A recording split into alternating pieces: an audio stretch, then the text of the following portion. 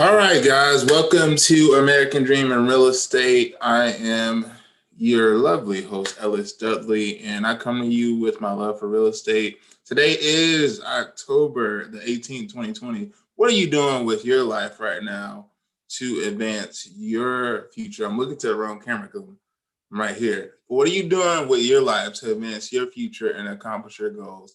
Enough dreaming. It's time to do right now.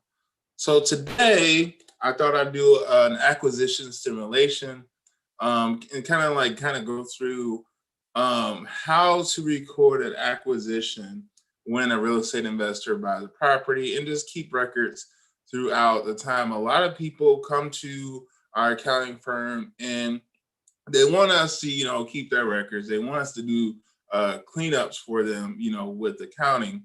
But we run into a lot of people who can't afford our services. So I decided to create a video to kind of help you guys create that bookkeeping records that you guys are going to need during tax time. That saves us tax accountants a lot of time and energy. So I'm gonna let you guys know this stuff.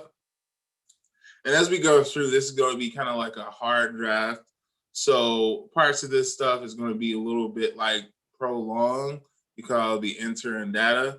And we all know data entry is kind of sucky. But got the background music going.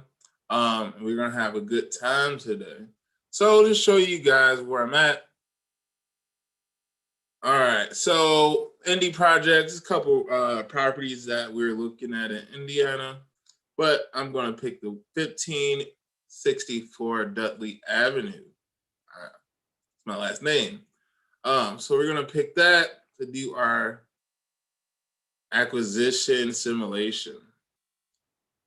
All right. So I love Google Earth, how it does that, right? It's really cool.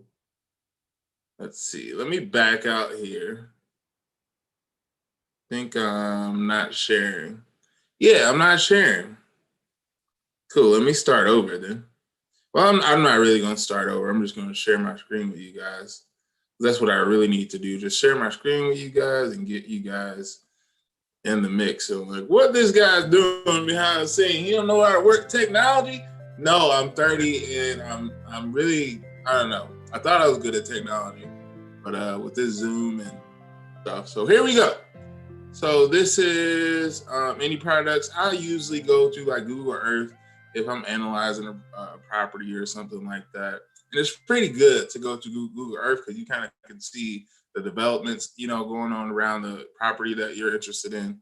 So I like to use Google Earth to kind of like analyze certain neighborhoods that, I would probably want to invest in. But here we go.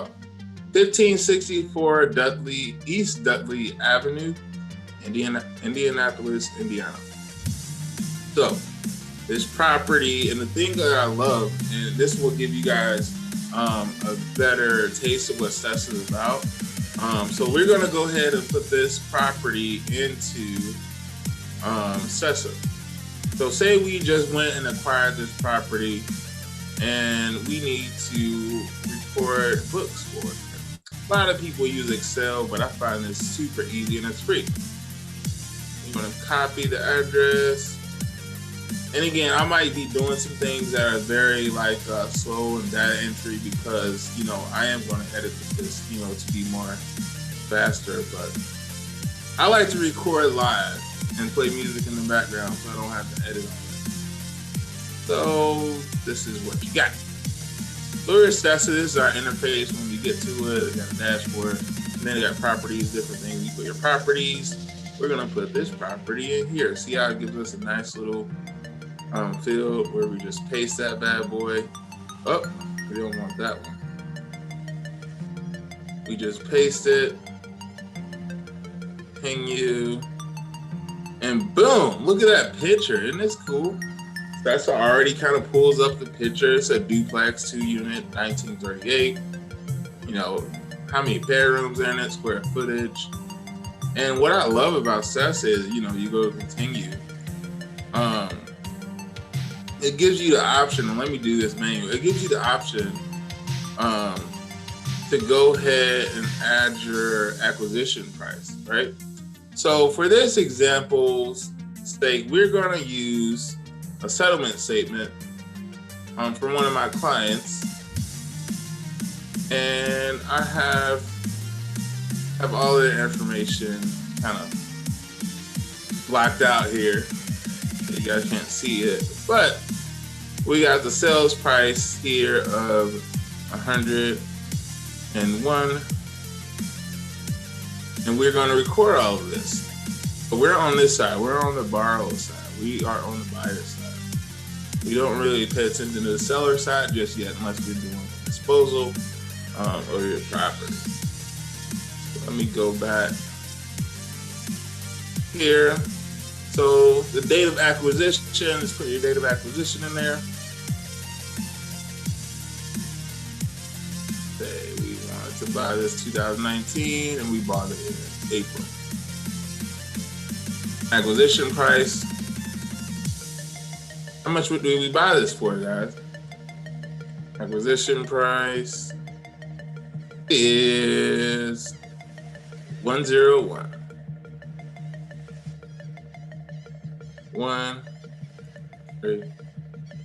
Current loan balance is, you guys have your current loan balance on you. So we're just going to go with the statement here. Loan amount 80,800.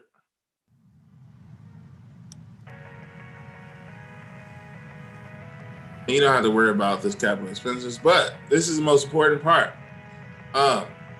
So the good thing about STESSA is that it allows you to capture all of your, your property, your loan amount, your acquisition price, and everything. And but the one thing that kind of like annoys me, and which is probably you need to hire somebody like me to do, is create your depreciation schedule. STESSA, I haven't found it where you can create your depreciation schedule in here, because the date, you place your asset or your rental property in service is when your clock starts for depreciation. Usually rental property is 27 and a half years, commercial property 30 years. But date placed in service, we're gonna do the same thing when we bought it. So we placed it in service, it was a turnkey. We placed it in service as soon as we bought it. So continue here, and boom, we have our property in our books. We have our property in our books, and then we have to account. We have to account for all of the closing costs, all of these fancy things, right? We got a seller credit in there. We got the deposit for earnest money. Like all of this stuff, we can calculate. And what I'd like to do is I like to break it out. Like a lot of people will, put their closing costs in one lump sum. But I like to break it out because I'm a nerd, right? So I'm gonna go through this settlement statement, and I'm going to go, you gotta go to your transaction. Typically when you have, a type of business, or you have a rental property, I would hope you will have it in the LLC and you have your own business checking account, which makes it super easy so you're not commingling funds with your personal account. But it's kind of like QuickBooks too, where it allows you just to import or just to connect your bank and just pull those transactions. But we don't have that. We're doing an example. So we have to go through and manually insert the transactions. So I'm going to go ahead and do a couple. I'm not going to do them all. I'm just going to do, let's see. So deposit, earnest money. So all these credits are the money that's coming from you, the buyer. The loan amount is coming from you, the buyer, but you're using a third party, using the bank. Then the seller credit, seller gives you credit for $2,000, right? So let's record this deposit of earnest money. Now in STESSA, they have a really simple, we're going to name it the Payment to the title company, because that's what you are. You're pretty much paying the title company, which facilitates the closing, escrow. So we're gonna go through the date. They say the date's tomorrow. Let's do the date of the settlement statement. September 18, 2010. So,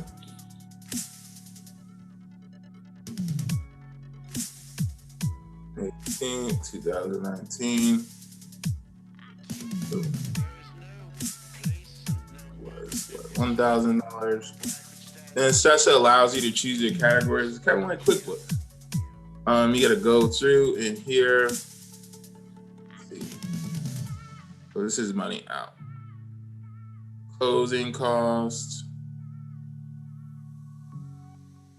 And we're going to put a little note in here.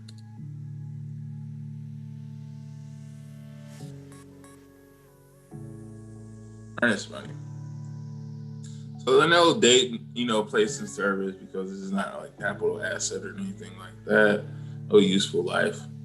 So we're gonna go ahead and save and book that entry.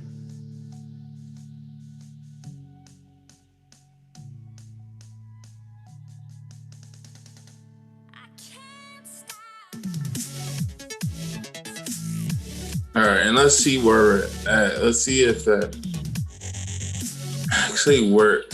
Because we just booked that.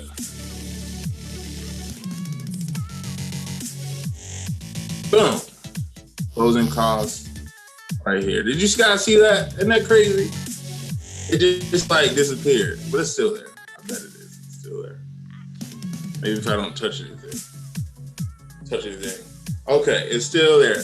So, to make things shorter, because I know you guys are like, I don't want a really long YouTube video, and I want to make this as short as possible for you. So basically, you go through here, and you figure out all the credits on this side. All these credits are going to be expenses. This loan amount is going to be a liability. So let's go ahead and book this loan amount for $80,800. Let's go ahead and book it.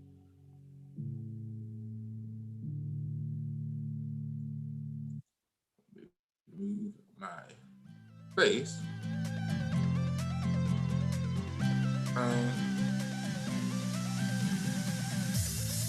This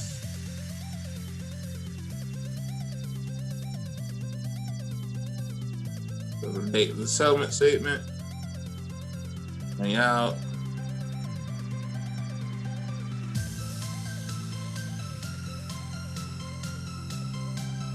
Mortgage. $90. Which is everything changes. boom. So, mortgage and loan, mortgage principal. You guys see that? Mortgage principal.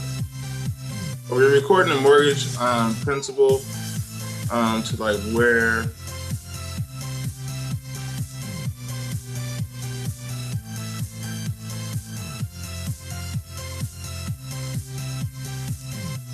let's see.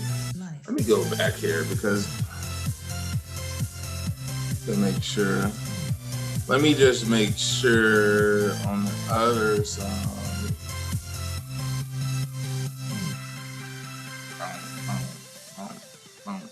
So these are, So I'm just kind of getting used to STESSA as well, because I use mainly QuickBooks.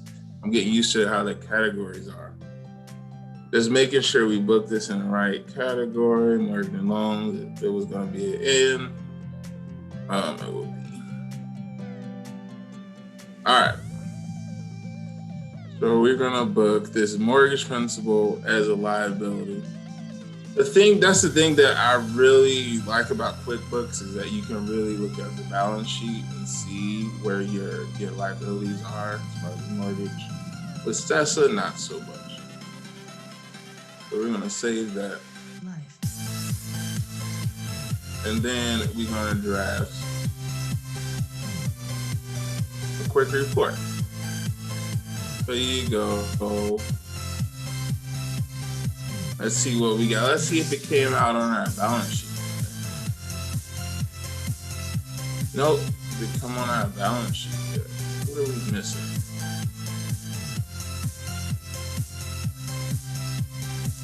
All right, we missed the assessed value of the home. Market value, boom. Market value, kind of like what they're gonna take. So this is your evaluation method you can use. You can do your own, what you have had evaluated by a company on your own, or you can use Zillow's estimate and what they have, the valuation of the home. But we're gonna use Zillow's estimate, right? See? Boom. Now this should show us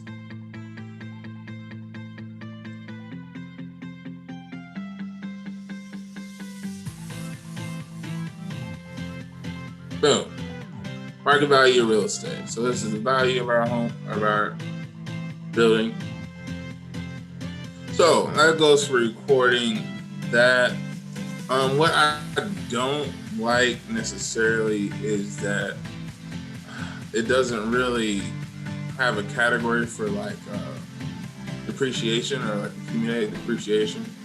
And we know that's a income statement account and goes to the balance sheet when we close out the income statement.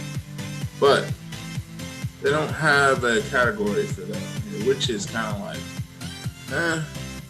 you really can't get a grasp of where you're really at unless you have an accountant do a depreciation schedule for you with your books that you create here. So it's really important. All right, so let's go ahead and go back to the properties. So we bought this property at acquisition price at 101, market value 155.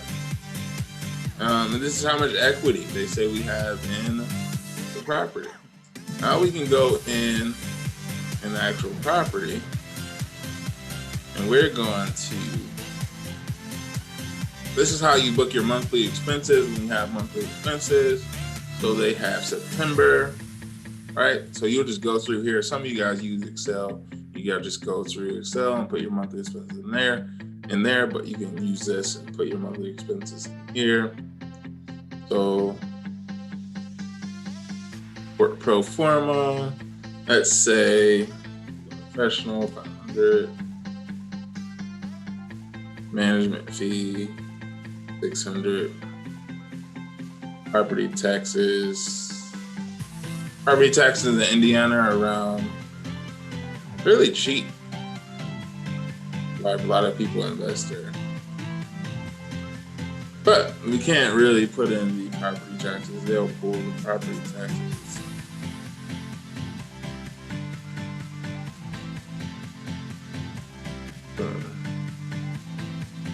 Okay, that's going back to the transaction sheets. This is going to actual. So this is pulling all of the transactions from like probably the bank records. Okay. So yeah, I'm still getting used to this stuff too, guys, so bear with me.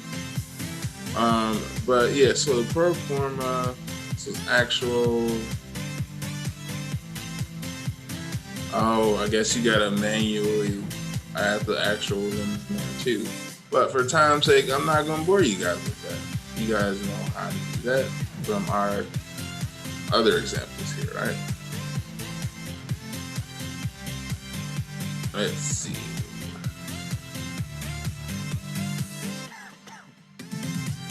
Okay, now the next step will be once you acquire the property. Once you acquire the property, you have to account for your tenants, right? And this is really good to get yourself a good idea of what your tenants owe you and like what you have on security deposit, which your security deposit is your liability. So we're gonna go ahead and go through tenant number one. Tenant number one is Sam. Sam the man. Put his first name in there. Security deposit. Let's do our rent first. We can figure out this here. So you can add the start date. Is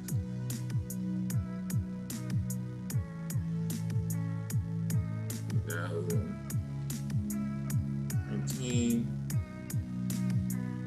And then you got December.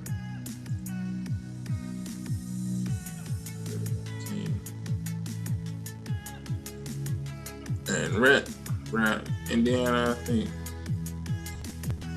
the $8.95 for rent for this unit. Scheduled rent, so set. So you get the set as month to month. Scheduled rent for $8.95. So if you have a tenant in there who's just month to month, you can set it up in here to where you can set an expiration date. You set a start date, you set an expiration date, and when the month to month lease is over.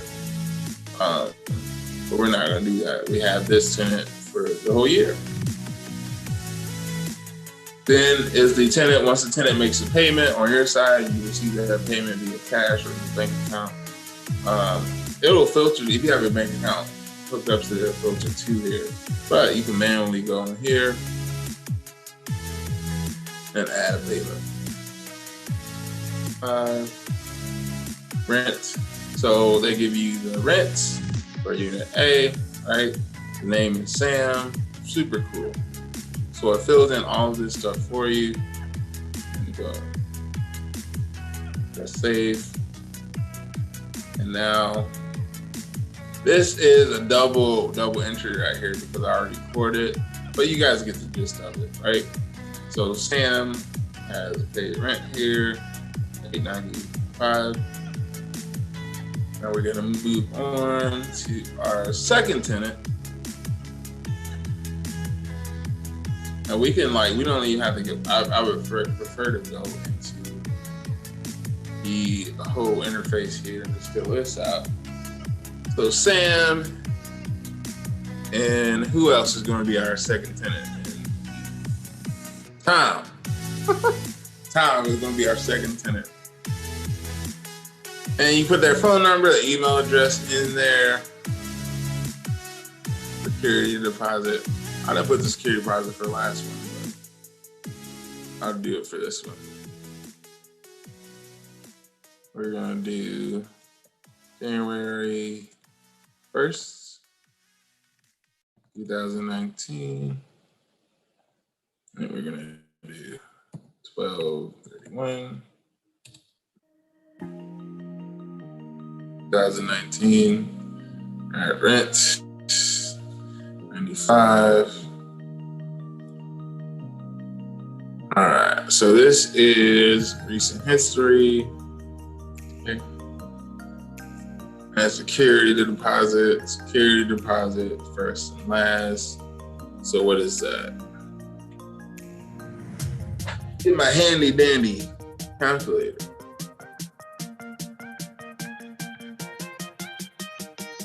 Is $17.90. So we account for this, we account for the $17.90 that we receive for them. This is a liability. This can't be touched. Some states require the security deposit to be put in a separate bank account. It can't be commingled with the rental income or anything like that, because it gives people urge to spend the damn security deposit, which makes sense. All right, so Tom is in there, occupied status. Then you can look up the market rent. Let's see. They have a way you can look up the market rent and see if you're kind of charging the right one, but you already probably know this. Go back here. All right, so now we got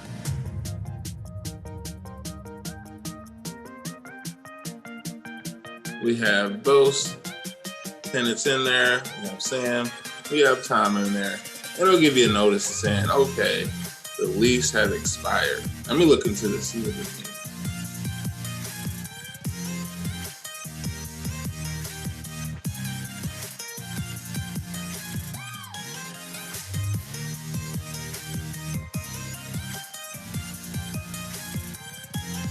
So this is going into the next year.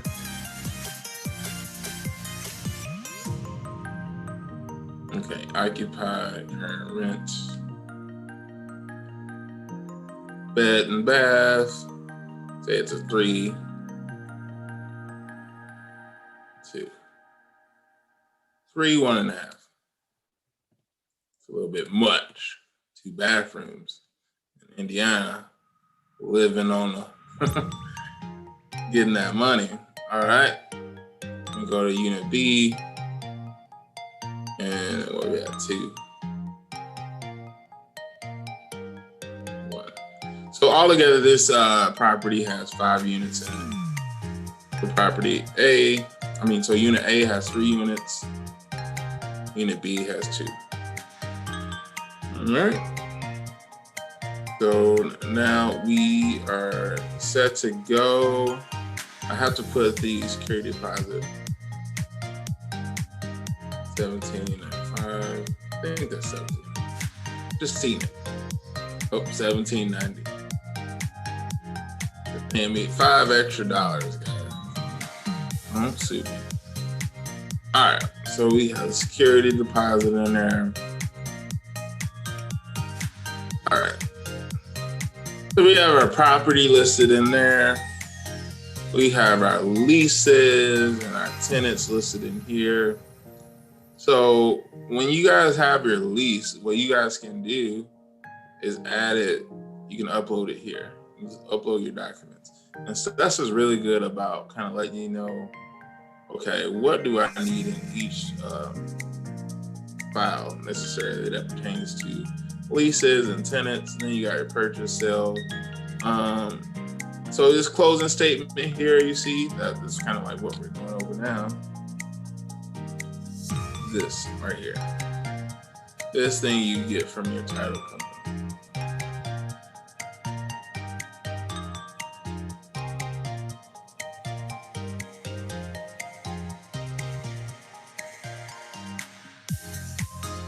All right, let's see what else we can do. So this is the pain points that we normally have. How do I record my first rental property? We just went over that. How do I go about capitalizing my rental property? So I'll just let you guys know that, typically you'll take 20% out of the value of the sales price, because that's attributable to land, and then the 80% is the actual building value. So when you're capitalizing your rental property, you go to acquisitions and then you depreciate it. In order to depreciate your rental property, you have to separate the land from the actual home, because land is not depreciable. You cannot depreciate land. And then how to book entries in STESSA, we kind of went through that. We kind of went through that with these 2 transactions, right? So look, we got our income in there. Look at that green. We like green, don't we? But then they have all your categories that you gotta need: admin, legal, insurance, maintenance fees. You guys can read. So you just gotta go through this and map it the best way you can, and that way, when you go to your CPA or your tax accountant, you can say, "Hey, how did I do?" And then you can give us something to work with. Other than that, it's pretty difficult if you guys don't want to kind of go through doing your books on your own. So you need to hire an accountant to do it for you. So how to book entries in STESSA, rental income, general expenses, how to book repairs and capital improvements. I think that'll be a next time thing. So I'm gonna do another video. We're gonna be diving into STESSA for a while until I master it. So we'll go over how to book capital improvements, which increase the value of your home. And those capital improvements are capital, so those are capitalize over the useful life of, you know, that certain improvement. So you get to take that expense, you get to capitalize the whole expense, year 1, year 2, year 3, you know how capital improvements work. I would hope you guys do know how capital, but I'm on YouTube, so let me explain it to you. So how capital expenses work, it's kind of a golden rule. If you have an expense that's over $2,500, you need to capitalize it. If you have an expense that's under $2,500, you can expense it. So you have an income statement item, which is under $2,500, which you expense in the year you incur it. And then you have a balance sheet item, which you capitalize. And you carry that fixed asset over the useful life of that asset. You depreciate it over the useful life. Therefore, you take a small percentage of that cost and you depreciate it, meaning you put it on your tax return as a deduction. And you do that for the life of the asset. How to run rent rolls. All right, and that we kind of went over that here with putting in our rent. Let's see if we can dig deeper into like rent rolls actually. I mean, that is pretty much a rent roll right there, but my calculations might be off because I'm doing this off of, this is my first time really fooling around with STESSA. So in future videos, this will definitely be improved, guys, because I'll know more about this interface, but I'm learning just like you guys. All right.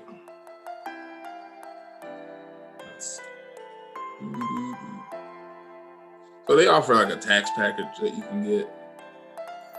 Yeah, no transactions in the last calendar year, but we didn't put any in there.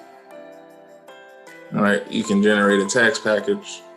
But typically you can go through here and you can just download the Excel and you can just send it to your accountant. I think the tax package costs something. All right, so we're gonna go try to see where we can do a rent roll. Short-term rental, non-service, blah, blah, blah. So pretty much this is your rent roll, and as you click on each client, so say if you click, why did I say client? Click on each unit, you can see an overview, what they have in security deposit, recent payments, right? So this is your rent roll right here. Recent payments, are they trued up?